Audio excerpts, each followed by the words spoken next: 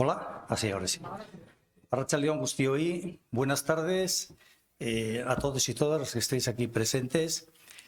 Es un verdadero placer compartir esta tarde con ustedes para hablar del agua y hacerlo de la mano de nuestro próximo conferenciante, Joaquín Araujo. Pues es un honor y además un verdadero placer.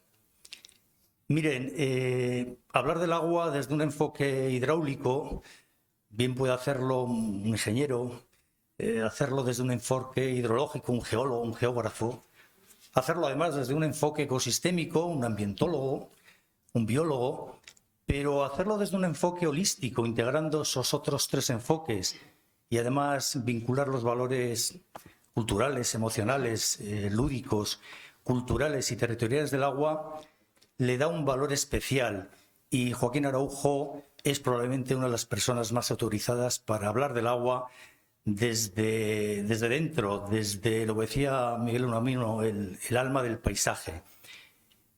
Joaquín es una persona que en su larga trayectoria ha tenido y sigue teniendo un vínculo especial con vínculo y compromiso con la defensa del medio ambiente y de la naturaleza.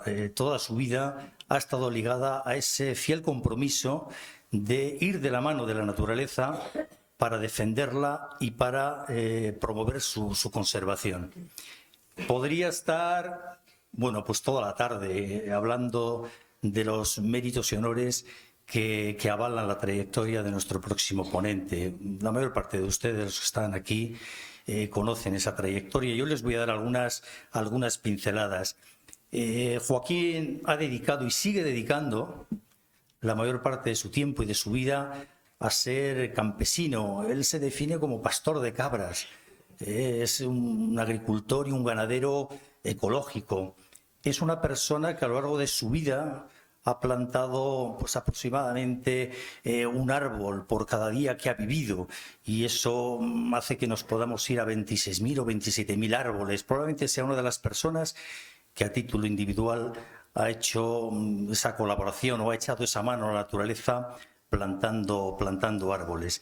Pero Joaquín sobre todo es un humanista del medio ambiente. A su larga y prolífica trayectoria como escritor, de la que tiene pues, más de 2.500 artículos publicados, más de 12 libros como coautor y alrededor de 23 publicaciones de libros como colectivos. En estos momentos está escribiendo su libro 116 y 117, uno de los últimos que ha publicado y que después podrá firmar aquellos que quieran. Lo tienen ustedes ahí. Somos algo que piensa. Ha sido comisario de alrededor de 32 exposiciones, guionista y director también de más de 300 documentales de televisión. De hecho, los primeros documentales en directo que se hicieron sobre la naturaleza en televisión española vinieron de la mano de Joaquín. Es un referente que ha sido y sigue siendo requerido por los distintos medios de comunicación, radio, prensa, televisión, con más de 500 programas de radio, con más de 2.600 conferencias, y a todo ello se une, él suele decir que le persiguen los premios, y es verdad, le persiguen los premios y los galardones, de los que acapara unos cuantos de ellos, algunos tan importantes como el Global 500 de la ONU, o el Premio Nacional de Medio Ambiente, siendo el único español que ha conseguido en 2 ocasiones tal galardón.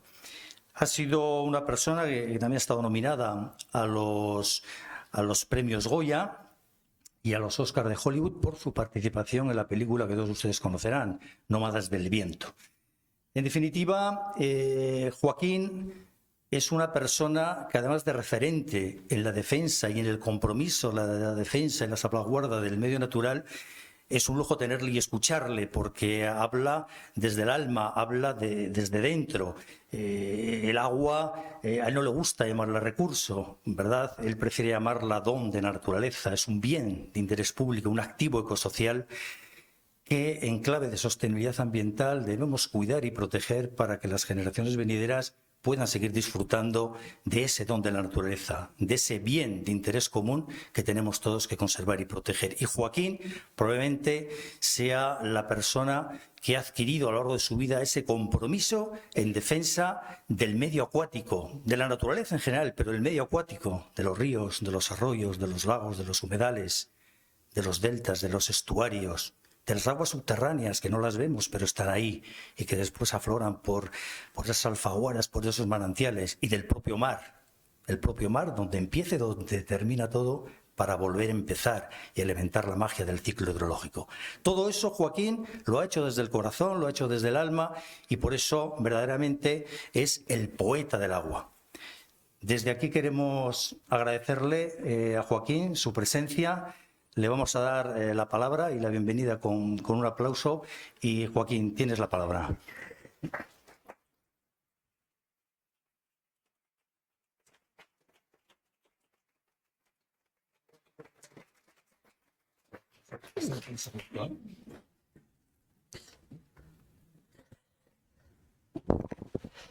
Arratsalde-on, muchas gracias por su presencia.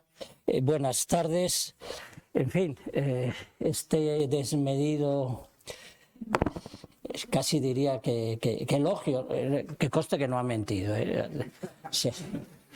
Pero también podría decir con toda satisfacción y orgullo que uno, sobre todo, es alguien que consigue sumar su sudor al de las nubes, o que acude de forma regular a ver nacer el agua, a ese momento en que prácticamente comienza todo, cuando se produce el matrimonio más esencial de la piel del mundo, y es que agua y luz se encuentren, se amen.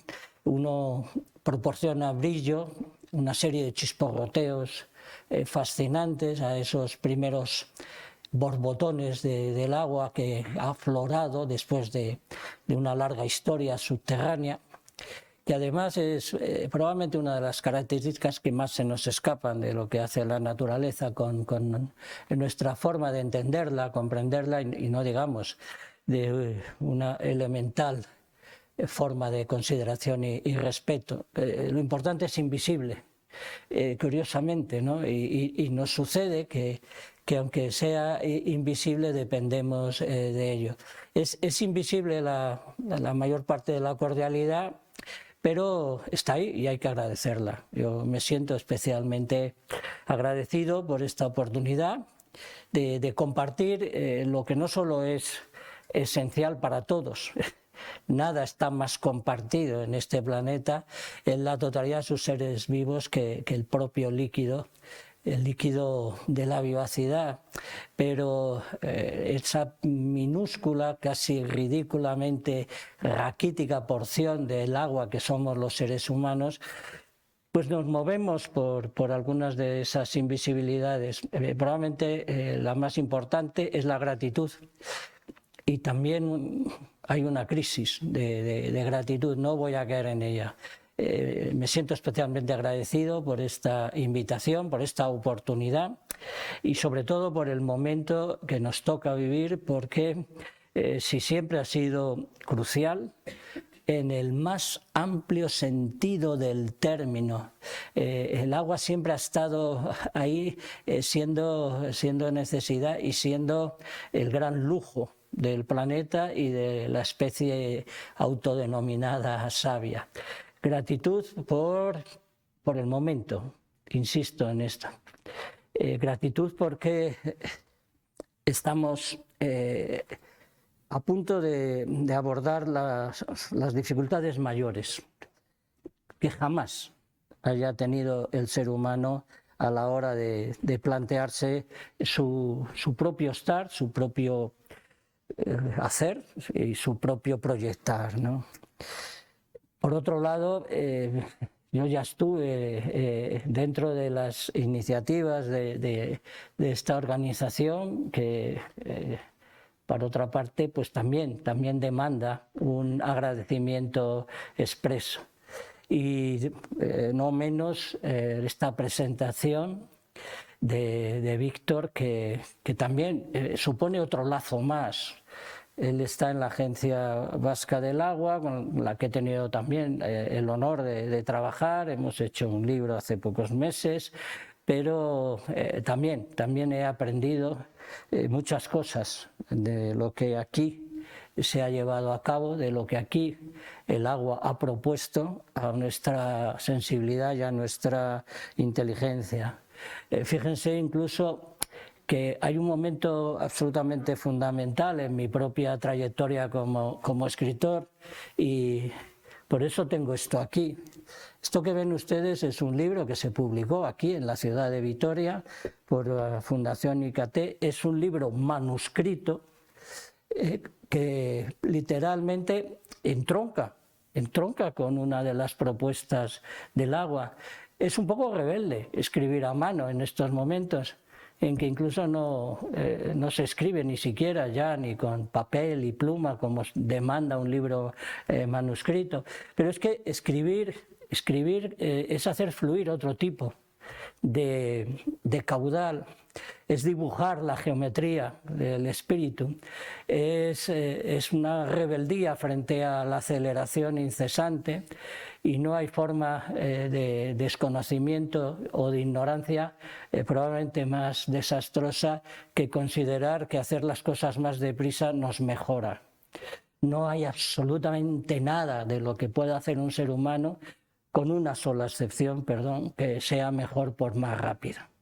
Todo lo que somos capaces de hacer, como tantas veces nos emparenta con el agua, mejor si más lentos.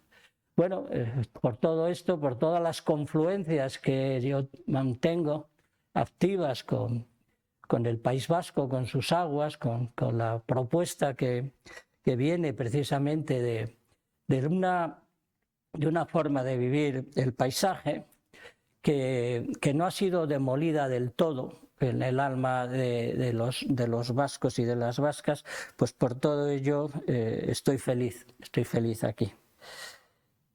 Simplemente tengan presente que esta ciudad es la única del país que tiene un aguazal incorporado al entorno urbano.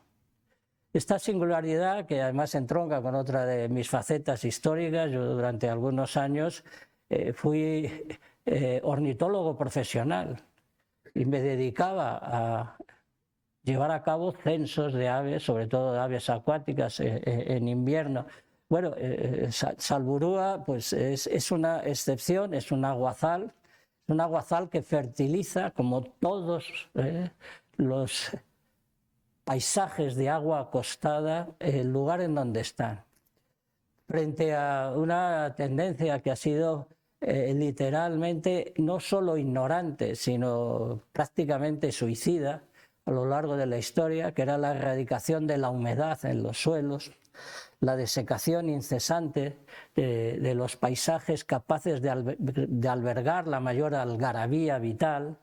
Pues ustedes tienen un ejemplo muy cercano y deben sentirse muy orgullosos de que su vista reciba la bendición del bullicio de las aves, de sus aleteos, de sus cantos y de todos esos borbotones de color y de salud de la natura que están asociados invariablemente a el líquido de la vivacidad. Hay muchas posibilidades de intentar acercarse, pero si hay algo ilimitado es la capacidad del agua misma para hacer, para saber, para construir, incluso para los contrarios, para los antónimos, ¿no? Y en consecuencia, pues el hablar de la sabiduría del agua es absolutamente crucial en estos momentos, porque estamos a bordo de una crisis. Hay un anunciado colapso hídrico, y si es a escala planetaria, todavía con aspectos más dramáticos en esta península que nos toca como solar, ¿no? Hay que hablar de algo que parece una contradicción, y que me permite contarles una anécdota personal, pero más que esclarecedora, ¿no? Una de mis primeras exposiciones, de estas que he tenido el honor de que circulen por prácticamente todo el país, se llamaba La sed del agua. Voy a repetirlo. La sed del agua. El agua tiene sed. El agua ahora mismo es lo más sediento que hay en nuestras latitudes y con visos de una expansión, literalmente conquista de las líneas del horizonte a lo ancho y a lo largo de continentes. Bueno, en aquella exposición tuve la curiosa mala suerte de que la presentara la primera ministra de Medio Ambiente de la historia de la democracia. Bueno, la buena mujer, y esto lo digo porque es todo un síntoma, y entronca totalmente que se podría perfectamente añadir, es tan grande nuestra ignorancia que toda la sabiduría del agua, que es ilimitada, no es suficiente para restañar, para paliar la profunda ignorancia, cuando esa ignorancia además tiene poder político, ¿no? Bueno, la señora Isabel Tocino lanzó un maravilloso discurso de que el agua era necesaria, que había que aumentar el gasto, que había que aumentar los regadíos, que había sed de agua. No que el agua tuviera sed, sino que todo tenía sed, todos los elementos productivos, todos los sectores, desde el más doméstico al más público, pues nada, venga, mucha más agua, porque ¿por qué? Pues los jardines de las ciudades tienen sed, bueno, tienen sed, pero pueden ser gestionados de una forma muy diferente. Con esto que quiero decir, que mientras no seamos capaces de cambiar el orden, de las voces verbales, literalmente no vamos a comprender nada, y mucho menos la sabiduría que alimenta nuestra escasa sabiduría. La gran sabiduría del planeta está del lado de lo que el agua hace, de lo que el agua consigue, e incluso en no pocas veces de lo que el agua es capaz de modificar drásticamente con algunas de sus actividades. En estos momentos es inseparable de la catástrofe climática, que creo que ya no hay que explicar demasiado, porque no es que vaya a venir, sino que está de medio a medio en casi todos nuestros horizontes. El agua tiene sed porque se producen demasiadas torpezas, ignorancias a la hora de su uso. El agua tiene sed porque el gasto es muy superior al estrictamente necesario. El agua tiene sed porque todavía siguen produciéndose infinidad de pérdidas en todos los modelos, formas y maneras de abastecimiento y conducción. El agua tiene sed porque no se puede, pues cosas tan absolutamente triviales y que deberían estar en el número uno de la utilización del agua, por ejemplo, a nivel urbano en esta misma ciudad. No sé, supongo aquí no pasa, no tengo ese dato, pero la mayoría de este país, incluyendo las ciudades del sur, que están literalmente achicharradas en estos últimos 2 ejercicios, se sigue regando a plena luz del sol. Se sigue regando con 40 grados de temperatura ambiente. No se intenta, ¿no?, que la evapotranspiración sea mínima por el simple hecho de hacerlo de noche. ¿No? Se siguen teniendo en cuenta las normas y maneras en que el agua no necesita ser tan abundantemente suministrada a nuestros cultivos, a nuestras plantas ornamentales, a todo lo que tengamos en cuenta. No se tiene en cuenta ni mucho menos la cantidad de agua que hace falta para que sea posible la acumulación de lo inútil. Se recuerda con la suficiente frecuencia que ahora mismo todos nosotros, los aquí presentes, llevamos puesto 15.000 litros de agua solo porque es la que ha hecho falta para la elaboración de nuestros trajes, de nuestros vestidos, de nuestra segunda piel. Pues fíjense ustedes. Y en este aspecto pues hay que aprender de la sabiduría del agua, que podría perfectamente. Miren ustedes, el agua es tan sabia que va siempre desnuda. Y si va siempre desnuda, no puede mentir. Y si no puede mentir, nos está proporcionando una información absolutamente fiable, no solo por necesaria, sino porque necesitamos para, de alguna forma, enfrentarnos a la amenaza de un colapso hídrico, tendremos que empezar por cambiar las consideraciones básicas y elementales relacionadas con el agua. Pero el agua, en cambio, está más amenazada que nunca. Pero no solo por el calor, no solo por el imperialismo del desierto que avanza incontenible, no solo por el asesinato de la primavera y la casi tortura con malherida del otoño, porque cada vez tenemos menos primavera y menos otoño, que es posiblemente la desgracia existencial que afecta más psicológicamente, sino porque, fíjense ustedes, entre las soluciones que se proponen está la privatización absoluta. El agua llora, desconsolada por su propia sed, si va a ser un valor a cotizar en bolsa. Y está siendo considerada un valor a cotizar en bolsa. Eso es a lo que algunos llamamos la sed del agua. ¿Quién puede dar de beber al agua?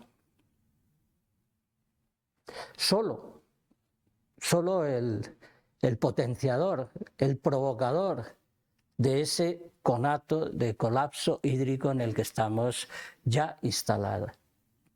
Si tiene sed, hay que darle de beber. Y todo lo que se plantea desde la nueva cultura del agua, desde la cultura ecológica, desde el conocimiento de lo que está sucediendo con la diversidad biológica, por cierto, hoy es el Día Mundial de la Diversidad Biológica, y fíjense ustedes, ¿qué es la diversidad biológica? Pues empecemos a considerar las cosas en la medida de su verdadera, real definición. Las mejores definiciones a veces parecen solo poéticas, pero les advierto que si se sabe algo de ciencia, invariablemente se desemboca en poesía.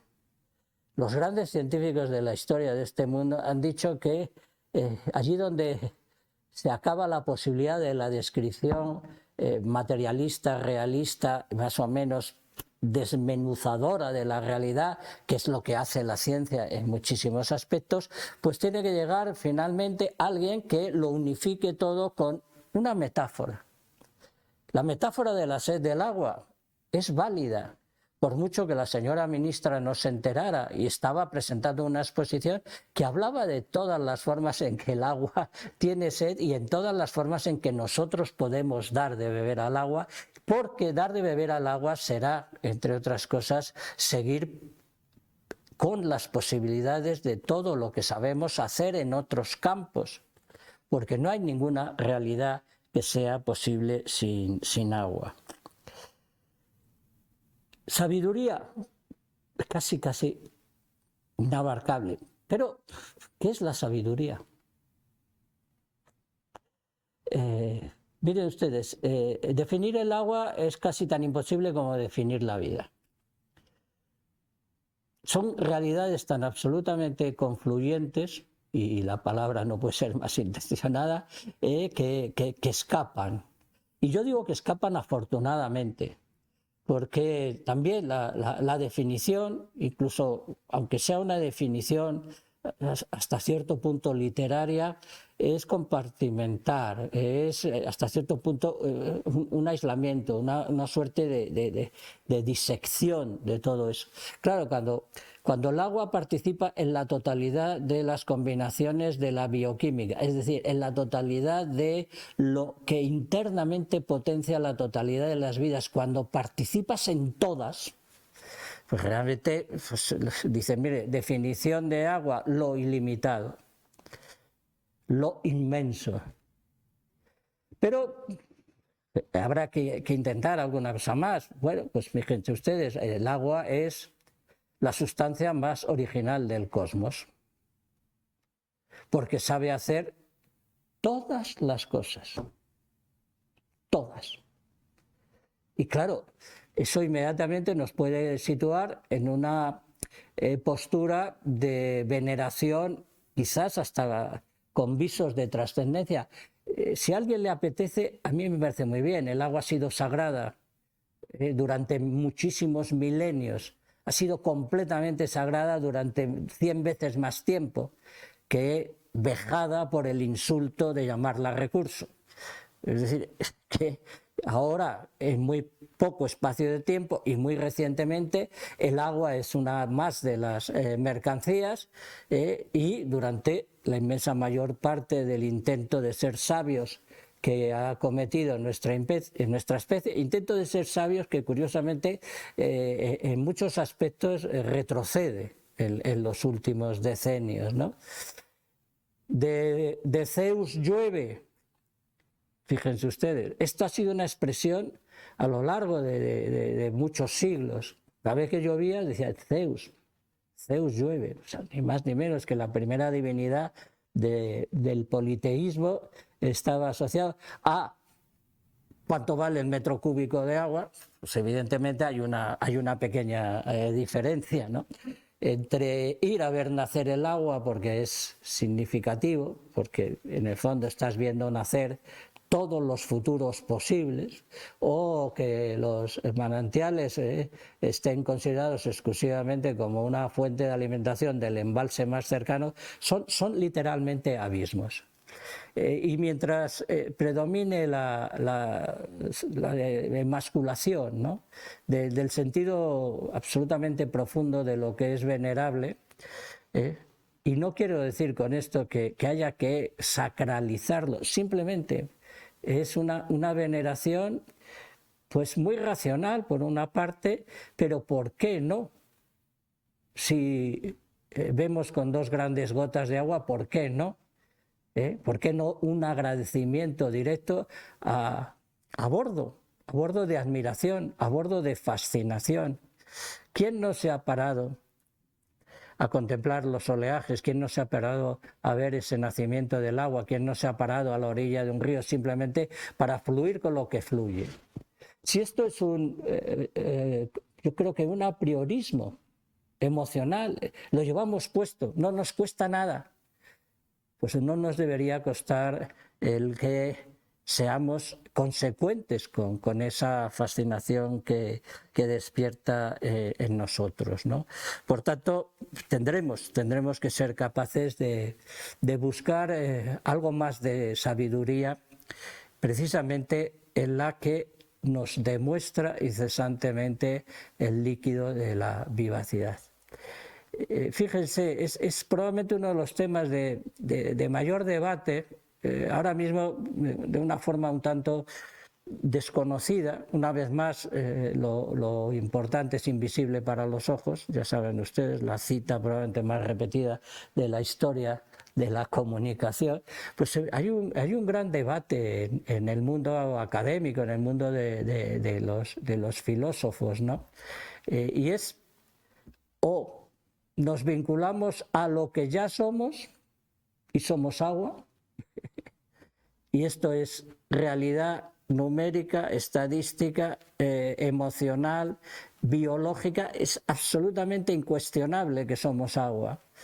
O hacemos eso, o si seguimos considerándonos algo ajeno al ciclo hídrico, algo ajeno al manar de los manantiales, algo ajeno a las corrientes marinas, algo ajeno a esa manifestación, probablemente la más soberbia y espléndida de la propia sabiduría del agua, que es ponerse de pie. El árbol es agua erguida. Cualquier planta de este planeta es agua erguida. Pero es que la vida es agua erguida. Y es absolutamente oportuno, sobre todo en estos momentos en que ustedes afortunadamente todavía tienen humedad en el suelo, todavía están creciendo sus patatas, todavía en estos cursos fluviales vascos se mantienen erguidos, perfectamente erguidos, los alisos y los sauces, los fresnos y tantos otros árboles. Pero les digo que de donde yo vivo, y yo decidí vivir en una soledad arbolada, con mi primer vecino a 15 kilómetros, pero con la posibilidad de ver manar el agua todas las veces que quisiera, yo estoy viendo secarse al agua erguida. Incluso el agua que yo puse a crecer en los árboles hace 40 y hace 45 años. Entonces, la situación es un poquito dura, y por eso tienes que hablar de que esa sabiduría, que es probablemente el principio de todas las formas en que la vida ha sido capaz de levantarse desde prácticamente la nada, pues eso es efecto de una destreza absoluta del agua. Ponerse de pie. Agua erguida. Nosotros somos agua erguida. Fíjense, si solo por ese paralelismo, también nosotros somos agua puesta de pie, como el árbol, pero como el árbol y la mata de tomates, como el árbol y la brizna de hierba, como el árbol y la mata de maíz, ¿no? Y claro, cuando la ciencia, los botánicos te dicen que la vida es vegetal, porque más del 90% de lo que vive en este planeta es un vegetal, resulta que habrá que ser consecuentes con esa apuesta que la vida hace con el principal elemento para la vida, que es el agua. ¿Dónde hay que buscar entonces la sabiduría? O si quieren, para empezar un poquito antes, ¿qué es la sabiduría? Hay también cientos de definiciones y probablemente inabarcables, incuantificables y hasta intraducibles, ¿no? Porque yo conozco sabidurías que no están en ningún libro, como todo naturalista. Y si eres tan afortunado como es mi caso, de que eres naturalista, eres campesino, eres ganadero y eres admirador de las destrezas de la propia natura con el agua a la cabeza, pues no te cuesta nada. Es decir, la sabiduría hay que buscarla precisamente lejos de la especie sabia.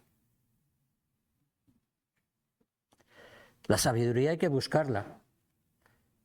Hay que buscarla en la estrategia del árbol, hay que buscarla en la bondad absolutamente compasiva de los manantiales. La sabiduría hay que buscarla en las nubes y en los trayectos de las aves migratorias. La sabiduría hay que buscarla en la soledad de las lontananzas y en la línea del horizonte. Ahí está la sabiduría. Y fíjense, hace un rato, comiendo con los amigos de la Agencia Vasca del Agua, digo, fíjense, usted se acerca a cualquier curso fluvial y te está diciendo dónde puedes y dónde no puedes estar.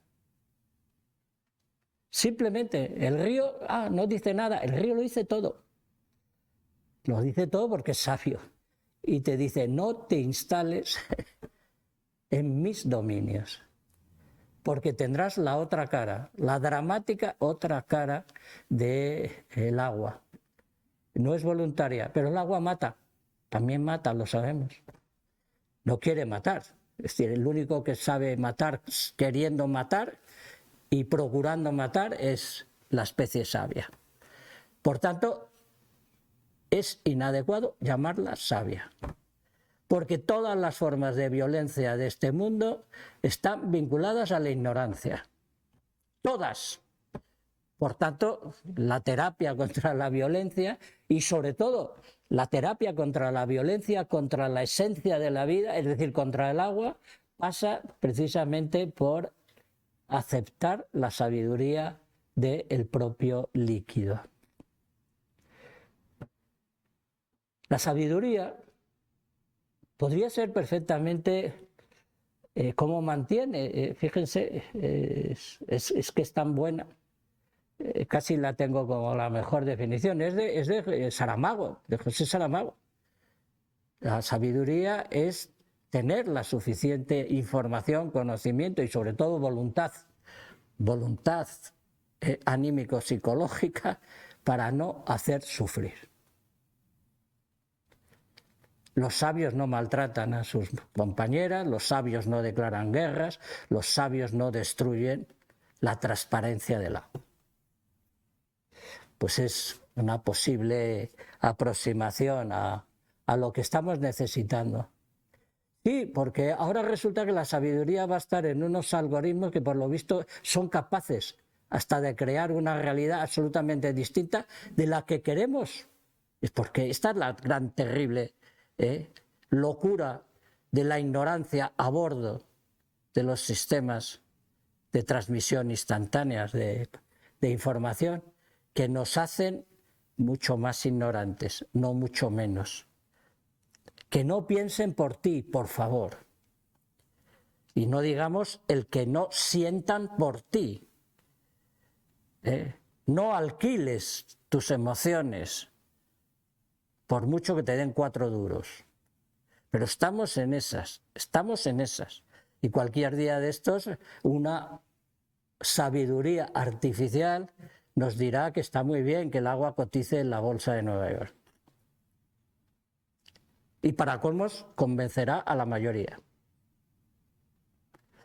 Por tanto, rebeldía. Ahora mismo pocas cosas hay más sabias que rebelarse. Que rebelarse contra la destrucción, contra la privatización, contra esa ignorancia que tiene muchas formas de matar en todas las direcciones. Fíjense, cuando vivimos atrapados por la aparición incesante de aspectos de movilidad o de formas en los objetos y de toda esta propuesta de la caducidad, de la incesante renovación de todos los elementos que constituyen nuestra realidad, mire, aun con todo, el agua multiplica por muchas veces eso, porque el agua sabe hacer todos los movimientos. Y hay que tenerlo en cuenta. Si nos fascina el salto olímpico, si nos fascina la velocidad de aquello, si nos fascina la pirueta, la voltereta, el no sé qué, todo eso estaba en el agua ya. Todos los movimientos, todos los colores. Nos fascina. ¡Ah! El ojo más perfecto que existe en la clase de mamíferos, que es el ojo humano, según los expertos, hasta 1 millón de tonalidades pueden captar estas 2 grandes gotas de agua con las que miramos. Estas de aquí. Si no fueran 2 grandes gotas de agua, no veríamos los colores. Y solo por los colores merece la pena vivir eternamente, como dijo Elías Canetti. Fíjense. Que merezca la pena vivir. Pues fíjense, es una forma de sabiduría. Porque hay demasiadas tendencias a que no merezca la pena vivir. Por tanto, también tenemos que ser sabios para que merezca la pena vivir. Y merece vivir la vida, merece ser vivida por los colores. Y el agua tiene todos los colores de todos los ojos que la han mirado. Emocionarse estéticamente es sabio. Sabio por grato, por gratuito. Porque sostiene la alegría de vivir. O sostiene el fundamento, o el sentido de la vida, lo que quieran. Y eso también es inseparable de la contemplación lúdica, serena, estética del agua. Oh, los grandes creadores. Esa inteligencia humana que ha conseguido dar forma a tantas cosas. Nos quedamos a miles de grados de distancia del agua. El agua ha formado todas las formas. Todas las formas.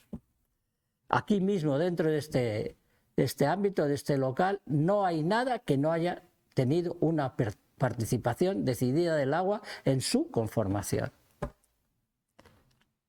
Ni este papel, ni este libro, ni no digamos ya, está con agua precisamente, pero ahí está la demostración, porque no solo ha formado todas las formas, sino que se conforma con todas las formas, pasa de tener esta forma a esta forma, y de esta forma a esta otra que se va a beber el vaso. Yo estoy formado por esto, por tanto, ¿y esto no sé de quién es? ¿Es tuyo? Pues se ha mojado, lo cual quiere decir que está más vivo. Si se ha mojado, está más vivo. Miren, el acierto extraordinario de Albert Camus al definir cuál es la tarea del artista. Albert Camus es probablemente una de las mejores mentes, una de las mayores sabidurías progresista y humanista del siglo pasado. Decía, la tarea del artista es dar forma. Nada en este planeta ha dado tanta forma como el agua. Si eres artista porque has dado forma en una partitura, unas cuantas notas, si eres artista porque sabes combinar 4 colores con un pincel, si eres artista porque escribes un poema, si eres artista porque has hecho una catedral, pues todo eso es absolutamente mínimo comparado con la forma del planeta entero, de todos sus seres vivos, de todos los perfiles, de todas las cárcavas y todas las cimas, de todas las playas y todos los acantilados. El agua es el lápiz del tiempo, la que dibuja absolutamente todo lo que vemos. Y, fascinación, también todo lo que no vemos. Porque todo lo verdaderamente importante es inicialmente invisible. Las realidades que suceden bajo tierra, lo he mencionado antes a la hora de los manantiales, son increíbles lo que pasa ahí. Eso de que el agua puede estar hasta cientos de años por ahí circulando hasta que aparece por un lado o por otro, o que se acueste ahí abajo y pueda estar miles de años hasta que la alumbrar. ¡Qué sabiduría! Solo con la palabra alumbrar entroncamos con una ingente sabiduría, porque todo lo que entendemos como vida empieza con un alumbramiento, que es exactamente lo que unos vamos a ver cuando nos asomamos a las fuentes, a los manantiales, a las alfaguaras, a ver cómo se alumbra el agua a sí misma, mezclándose con la luz. El agua es sabia porque, fíjense, tiende a confluir. La vida es el conjunto absolutamente también inabarcable, numéricamente imposible de confluencias. Una civilización que ha decidido segregarse a sí misma, vivir no ya sin la vida, sino en general contra la vida. Toda la catástrofe climática, todas las amenazas de colapso, todo el empobrecimiento hoy día de la diversidad biológica, habrá que recordar, y lo siento mucho, discúlpenme, pero este planeta tiene la mitad de vida que hace 50 años. Y el doble de personas. Son agua, también, pero esa es... Por tanto, toda esa fascinante y inabarcable, una vez más, porque es posible que haya 50, 60, 80 millones de especies y las celebramos en el día de hoy, pues todas son los distintos rostros que adquiere el agua sobre la piel del mundo, o también unas pocas en sus entrañas. Por tanto, la diversidad biológica es la confluencia del agua en múltiples aspectos. La participación, fíjense, cada vez que hablamos de hay que participar en la sociedad, hay que participar democráticamente en las ideas. Bueno, es que no lo olviden. Hay quien participa en la totalidad, ya lo he dicho, la totalidad de las combinaciones de la bioquímica, pero la totalidad de las combinaciones que con sustrato sólido e inerte también están a nuestra disposición.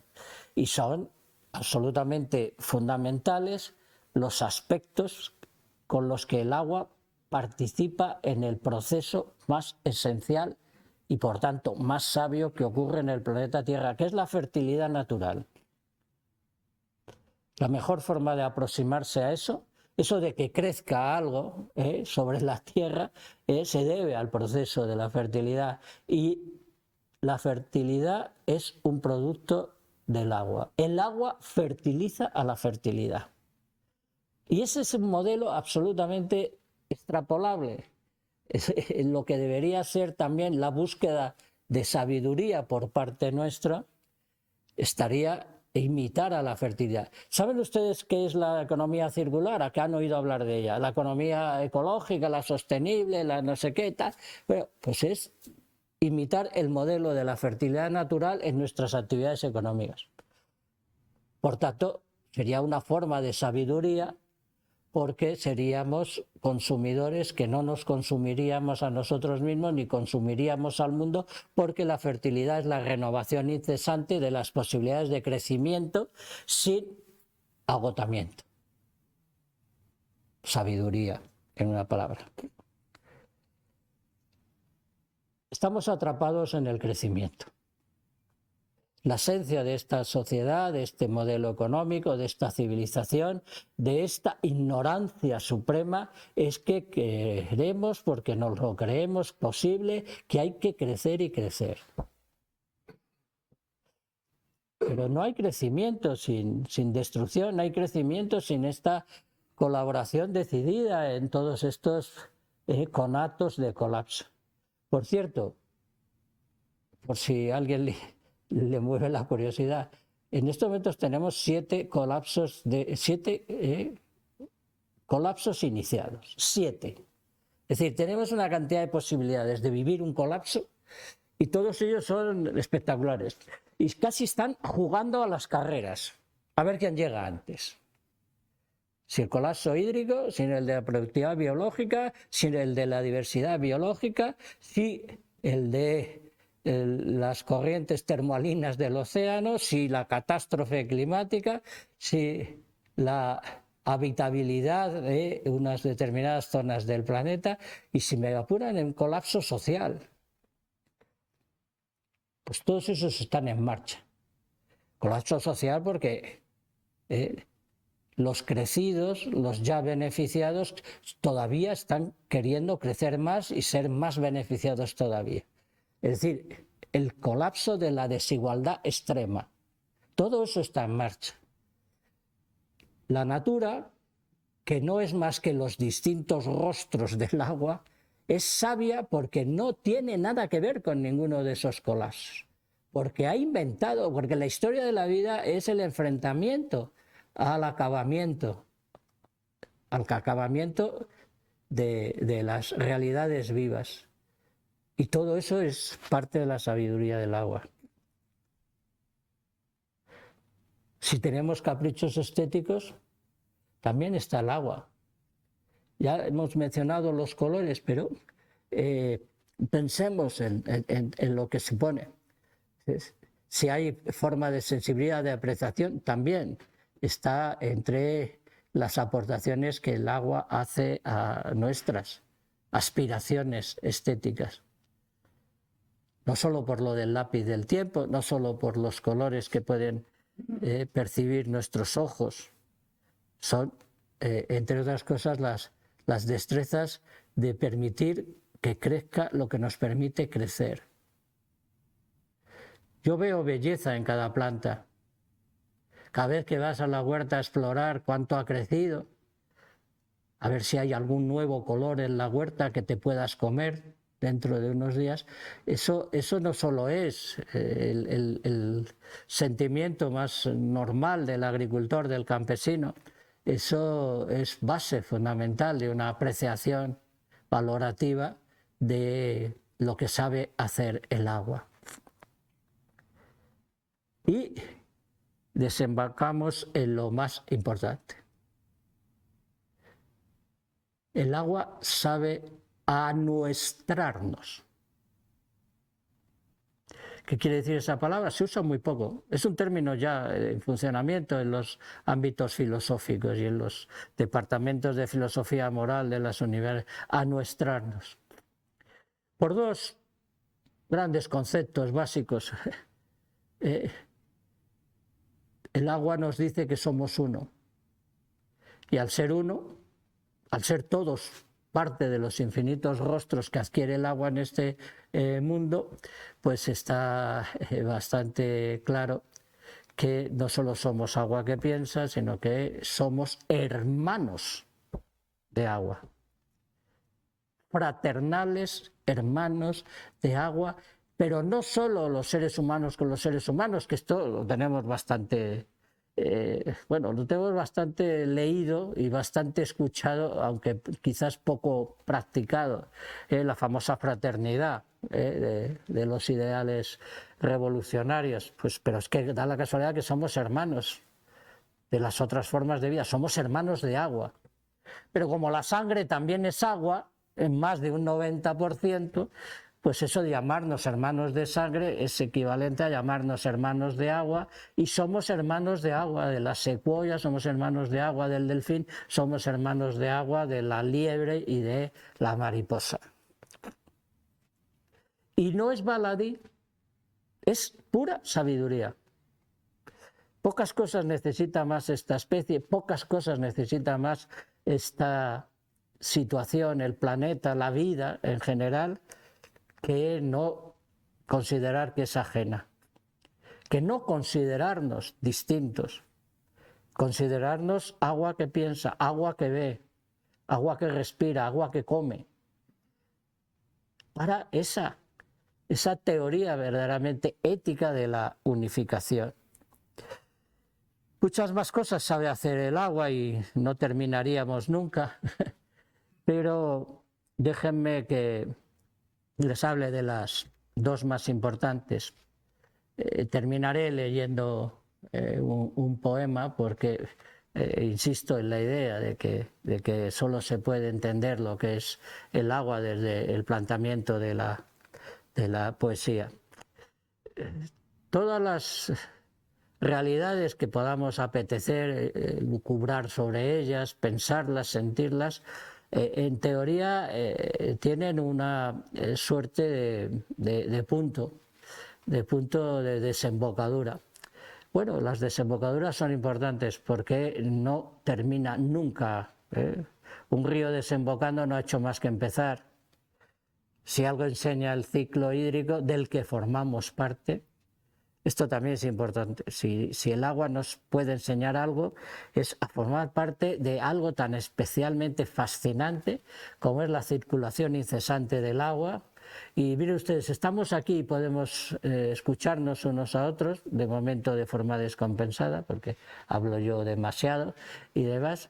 Es precisamente por algo que yo creo que como metáfora tiene cierta potencia. Estamos aquí gracias a que desde que yo he hablado, pues cada segundo de esta intervención, cada segundo 900 millones de toneladas se han puesto a volar. 900 millones de toneladas de agua se han puesto a volar en los océanos del mundo. Y esa lluvia está en nosotros. Y no digamos en mi lengua, que por cierto se está secando de forma llamativa.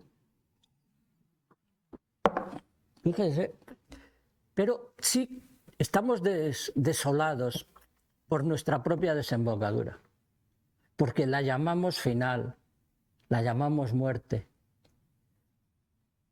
¿Qué falta nos hace la sabiduría del agua? Porque sabe no morir. Y puede enseñarnos a morir a nosotros. Que es casi el máximo que se puede pedir a algo. Mire, algunos filósofos de la antigüedad y algunas religiones todavía muy activas, ¿no? como es el hinduismo, creen en la reencarnación. Creen que cuando te mueres vuelves dentro del organismo. A veces valen todo el resto de los organismos para algunas creencias, pero bueno, en cualquier caso el agua no desaparece. Morirse en el fondo es secarse, pero ese agua que se seca en tu interior sigue, sale de ti, se incorpora al ciclo hídrico y probablemente de todas las sabidurías del agua la más apasionante porque es pura literatura, dicen, ni la más fantástica imaginación se atrevió hasta hace muy poco a hablar de estas cuestiones. Pues mire ustedes, el agua se reencarna y dentro de nosotros hay agua que fue otras vidas, otros seres humanos, incluso de hace millones, cientos de millones de años y hasta de hace miles de millones de años. Ahora mismo yo puedo contener, usted, podemos contener agua, que fue lo que les apetezca. Hace un tiempo, a mí me apetece pensar que igual tengo 3 o 4 moléculas que fueron Gandhi. Porque Gandhi es el más sabio que ha habido en este mundo. Sabio porque no quería hacer sufrir. Sabio porque no quería ser elemento de difusión de la gran ignorancia que es la violencia. Fíjense, yo me sentiría especialmente reconfortado si dentro de mi cuerpo hubiera una sola molécula que perteneció a la entidad física de Gandhi. Pero eso es así, es absolutamente factible, es posible. El agua sabe vencer al tiempo. La primera tarea del agua es rejuvenecer incesantemente al mundo. Cada vez que nos ataque la soledad porque estamos viejitos y demás, como estoy ya en la categoría de anciano, pues lo tengo muy claro. Yo voy al manantial a verme nacer de nuevo, a ver cómo nace mi ojo, mis ojos, cómo nace mi inteligencia, cómo nace mi sistema cerebral y nervioso, cómo nace mi corriente sanguínea, cómo nace mi capacidad de estar vivo. Rejuvenecer incesantemente al mundo. ¿Se puede pedir más sabiduría? Todo esto viene a cuento de que tenemos que ser capaces de frenar en seco la amenaza de colapso hídrico, la ya corroborada merma de la productividad biológica, consecuencia directa de este principio de colapso hídrico, dando de beber al agua, imitando la destreza, la sabiduría y la gigantesca proeza que supone el que el agua pueda rejuvenecer, que el agua se reencarne, que el agua sepa volver a empezar. Todo eso es absolutamente fundamental. Estoy terminando y les voy a leer un poema.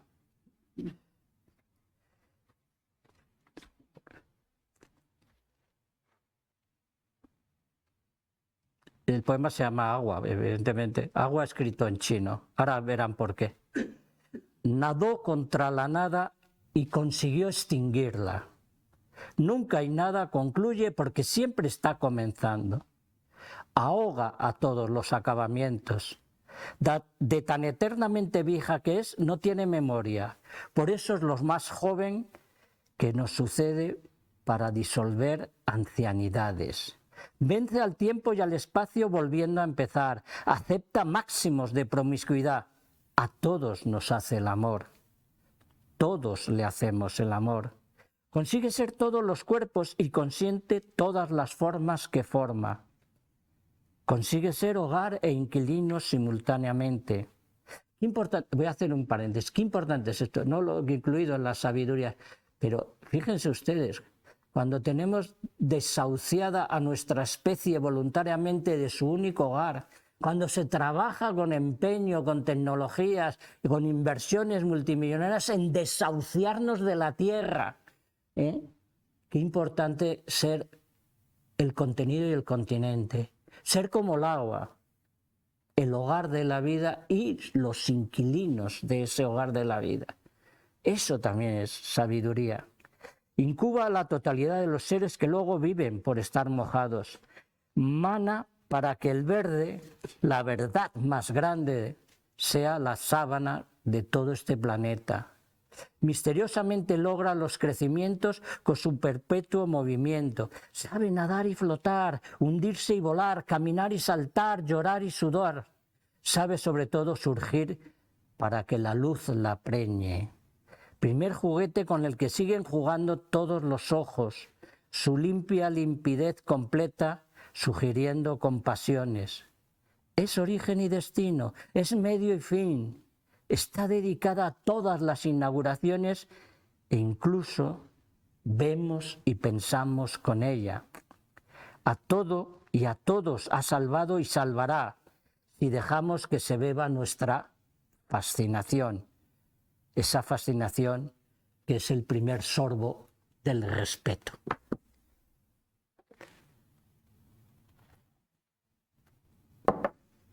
Miren, todo esto se resume con 2 palabras. Sabias palabras.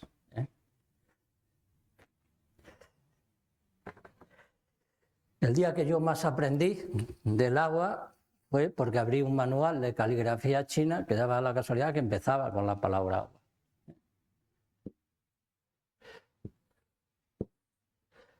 ¿Ves?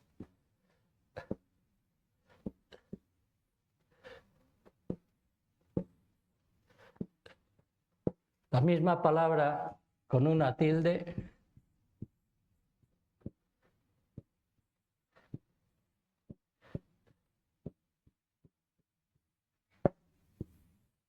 pasa a ser eternidad. Si se quiere entender, si se quiere ser sabio, solo hay que acordarse este. Muchas gracias y que el agua y la vida les atalante.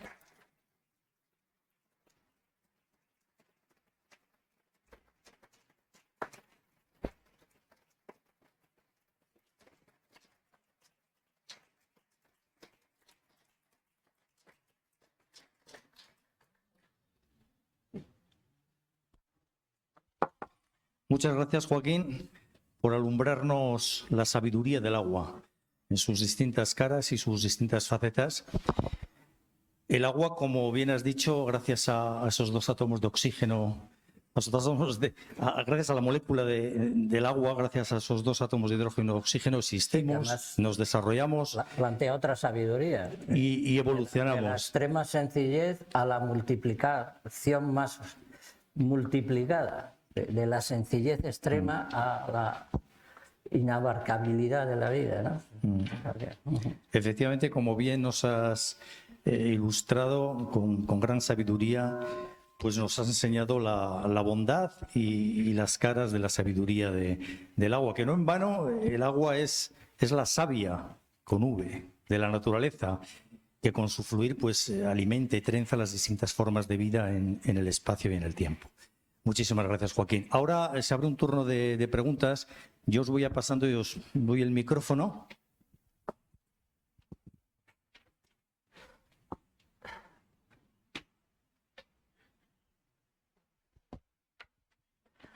Buenas tardes, Joaquín.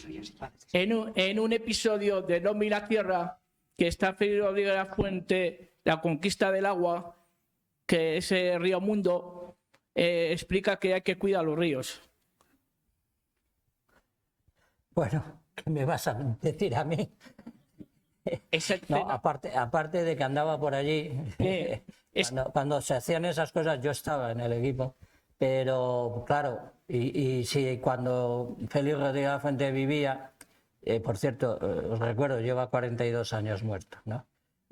Pues imaginaros en estos momentos que a todas las enfermedades, al hecho de considerar en no pocos lugares y en no pocos tramos de los ríos sencillamente en un elemento auxiliar de la industria o de la agricultura y por tanto pues consideración de vertedero en el sentido más claro de la palabra, o sí es la misma tacañería hídrica de las nubes, que en estos momentos tiene bajo mínimos los caudales de buena parte de los ríos de la península ibérica. Imaginaros cómo no cuidar de los ríos.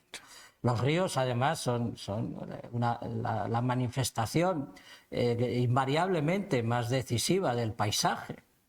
Es la columna vertebral de la propia vida dentro de cada territorio, ¿no? Por tanto, pues cuidar los ríos, afortunadamente, está en el menú de casi todas las grandes organizaciones, está en el menú de muchas administraciones. Lo que pasa es que todavía hay que multiplicar por mucho los cuidados. Y en estos momentos, precisamente porque está pasando lo que está pasando, pues deberíamos añadir esa sabiduría, que es una austeridad inteligentemente planificada, una aplicación de los recursos tecnológicos que hay para que el agua no lleve tantos contaminantes, no sea homicida. Es que cuidado, que es terrible, ¿no? Para que el agua sea homicida por ser convertida en un tóxico, hay que matarla. Es un concepto que a veces pasa inadvertido. El agua mata si la has matado, ¿eh? Luego la otra, las inundaciones, a veces es imprevisible. Sería esa parte que siempre se escapa a los análisis. Sí, eso pasó con el desastre de Biescas. Eso No, pasó el agua. pero Estaba en construido. Biescas el desastre... Estaba construido exactamente ahí en Campín. Pero había un informe del señor Bujaraloz, que yo conocí personalmente, ingeniero en la CHE, de la Confederación Agraria de Madrid, dice, había un informe diciendo no se os ocurra poner eso ahí. Pues fijaros, el agua te dice dónde tienes que poner la vivienda. Por tanto, por supuesto, cuidar. Y con la consabida, ¿no? Es sabio saber que si cuidas algo tan importante como es un río, si cuidas el del agua en su concepto más amplio, no haces más que defensa propia. Defensa propia, la inteligente además, porque es una defensa pasiva. No es ir a por algo, ¿no? Es que haciendo bien las cosas, eso se convierte en un escudo, se convierte en una posibilidad de bienestar, simplemente bienestar.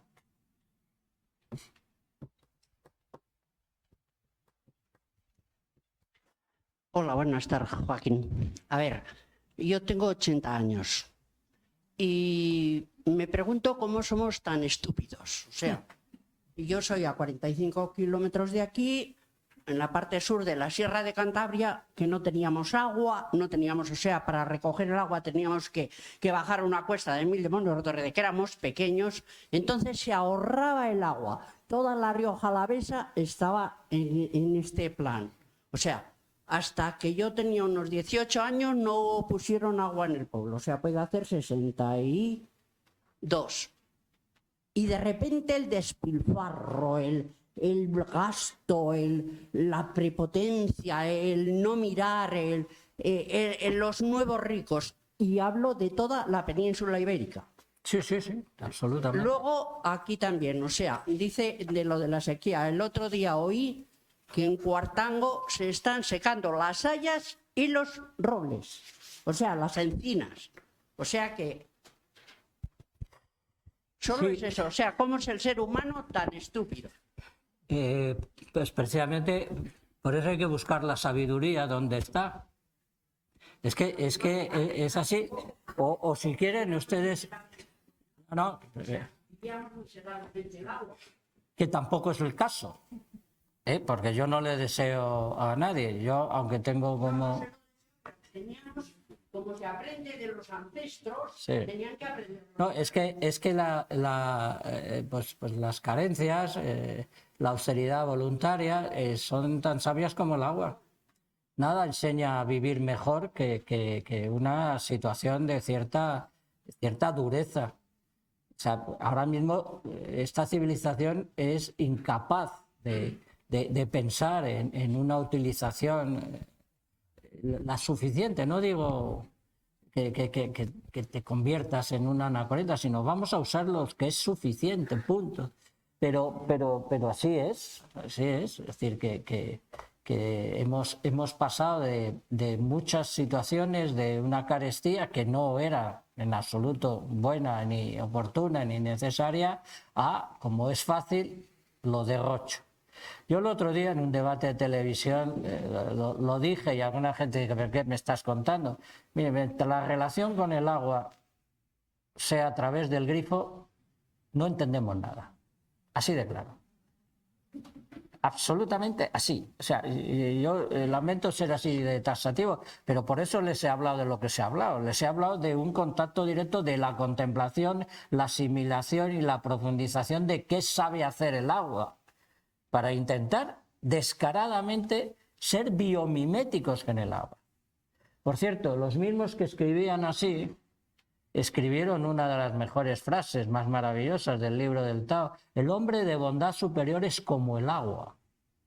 O sea, la buena persona, la bondad y el agua son inseparables, ¿no? Entonces, estas cosas son así. Pero claro, si tu relación con el ciclo hídrico es que abres el grifo y sale agua, si no te imaginas esos miles de millones de toneladas volando, esos miles de millones de toneladas lloviendo, esos miles de millones de toneladas fertilizando la tierra, haciendo crecer al haya y al que se esté secando ahí en esas sierras y en las mías, por cierto, también, si no estás un poco relacionado con esas cosas, pues evidentemente, pues en vez de ducharte, pues te darás un baño, en vez de usar 150 litros más o menos de media al día, que es lo que usa cada ciudadano y ciudadana de este país, pues usarás mucho más, cuando se puede vivir perfectamente con el mismo grado de limpieza, de producción, de salud y de condimentos llevados a cabo con la mitad o incluso la tercera parte.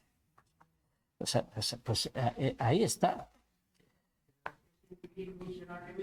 Cuando entras al grifo y aclaras la vajilla, ese agua o esa agua, Esa. para limpiar el suelo. Exactamente, exacta. No tiras nada por el desagüe. Y esta ropa tiene un montón de años. ¿Por qué si me sirve no voy a comprar más? Pues tenemos que entrar de lleno en esta cosa, porque cuando lo introduces en la rutina, es que no te cuesta. Aquí nos espanta mucho introducir lo que mucha gente considera que es una exigencia. Y luego llegan las miserias intelectuales y dicen: a ver, que nadie me diga lo que tengo que hacer. Perdona. Yo no te voy a obligar de otra cosa, porque o te obliga una ley democráticamente aprobada o punto. Yo personalmente no te obligo a nada. Si te recomiendo, si te sugiero, si te digo que puedes vivir especialmente bien con muchísima menos agua, y que el mundo, y no digamos en la península ibérica, está necesitando ya esas actitudes. Lo está necesitando. Y relaciónate con el agua a través de más cosas que el grifo. Nadie comprende lo que es el prodigio del agua, que es hacer crecer las cosas, si lo que comes solo lo has visto en la estantería del supermercado. Es imposible comprenderlo. Algunos somos agricultores para poder comprender. Fijaros, el principal motivo por el que yo cultivo la tierra, y cultivo la tierra muy en serio, es a lo que más tiempo dedico en mi vida, no a escribir libros, ni a hacer películas, ni a dar conferencias. A lo que más tiempo dedico, pues fíjense, no es para comer, es para comprender. Entonces, estas cosas hay que tener otra relación. El sistema educativo es otro disparate. ¿Qué es esto? ¿Qué es esto de que el agua, la vida, la naturaleza, el árbol, el bosque no esté impregnando absolutamente todo el sistema educativo? No, pero eso sí, tenemos tecnologías. Estamos salvados. A ver, Soriana, hablar. Joaquín. Mira, ayer me encontré que yo estoy en el condado de Treviño, ¿no? Y allí toda la vida hemos tomado agua. Y ayer ponían un cartel: no potable, que hemos tomado toda la vida. ¿Sabes por qué lo quieren hacer? Porque quieren clorar el agua, como en todos los sitios. Clorar, claro, a las casas, pero también a la fuente, por lo que veo yo, del condado de Treviño. Te lo voy a decir, ayer me quedé, yo toda la vida de niño he bebido ese agua y ayer me quedé impresionado. Eso es como para denunciar. El sistema clora una cosa que yo le he tomado y nunca me ha hecho daño. Entonces, ¿por qué se clora en los pueblos? Te estoy hablando de un pueblo, que son 4 vecinos, como digo yo, ni más ni menos. Eso es lo que quiero saber, a ver. Pues no te puedo dar una razón directa y explícita, pero probablemente porque siempre estamos dispuestos a imitar lo que consideramos que es algo preferible, porque es más avanzado, porque es más... Sí, y ahí caemos en la trampa. Sí, pero vosotros, que eres un técnico, bueno, que entiendes que el agua tiene que ser sana como era antes, ¿no? Sí, sí. y no nos la dejan. Pero pasa es que ¿Nos tenemos que tomar con el cloro o qué? cada vez... ¿O tenemos que ir a comprar al supermercado? A comprar el No, agua. no, pero bueno, ojo en comparación. Sí, Tú piensas la de lugares que hay ya en este país, que son varios centenares Sí. de pueblos, sí. que lo que no pueden ver el agua de sus pozos, de sus acuíferos, es porque tiene arsénico. Bueno, ahora te voy a comentar una anécdota que pasó. Yo hace años, bueno, que tengo huerta y todo, ¿no? Cultivaba la huerta. Los agricultores antes echaban hierba, digo, para matar la hierba, ¿no? Y para poner, ¿no? Para poner cualquier cebada o trigo tal, ¿no? Para matar la hierba, echaban el veneno. Y eso venía a mi huerta y la huerta salía luego muerta. Y me afectaba también a la salud y a los que estaban conmigo. Y eso nunca nadie ha hecho nada. Y aquí son responsables las instituciones. Sí. Y no voy a decir quién, porque eso... No, pero que tocas otro tema gravísimo. No. Probablemente uno de Los cangrejos han desaparecido de los ríos. Claro. Eso lo tenemos el ejemplo, ni más ni menos. Antes cogíamos todo cangrejos. Hoy en día, cero. Sí, del río de la vida al río de contaminantes y demás, por supuesto. Pues a ver si lucháis, que eso es lo que necesitamos. Bueno. Como gente como tú, Yo llevo 54 añitos. Ya. Bueno, pues todos tendremos que poner un poquito Estoy en 34 organizaciones no gubernamentales de defensa de natural. defensa. Pues es que ricasco. Soy agricultor ecológico, ganadero ecológico y plantador de árboles. O sea que sí que luchamos. Por supuesto necesitamos ser mucho más. Por supuesto hemos empezado a tener algún triunfo sobre los herbicidas, que probablemente es una de las mayores catástrofes. Catástrofes, de la así historia. es. Así es. Los herbicidas destruyen algo de lo más importante que hay en este mundo. Sí. Que son las Es que, hierbas. aunque seas ecologista, te viene el aire, por el aire se Ya, no, transportaba por supuesto, y te anulaba todo, me anulaba la huerta.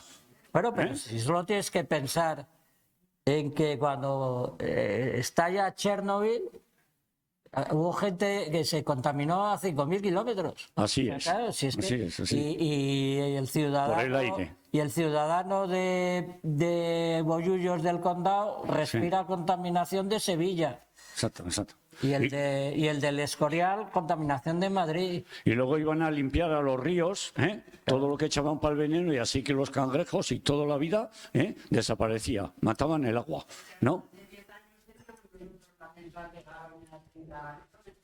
Ahora, y por alguna extraña razón nos hemos opuesto a las centrales nucleares. Desde el primer día. Lo que no sabe casi nadie es que el primero que se opuso a las centrales nucleares fue el inventor de las centrales nucleares. Igual que ahora los inventores de la inteligencia artificial están diciendo, ojo, fijaros, que no se les escape, que está por ahí la cosa.